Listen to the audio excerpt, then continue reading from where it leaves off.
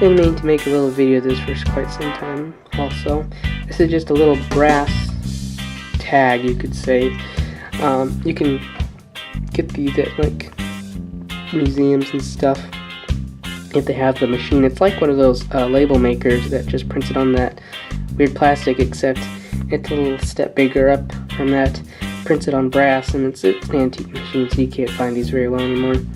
But I got a couple of these. I got one in my name, and I decided, why not get one in my YouTube name, Siren Tech Industries.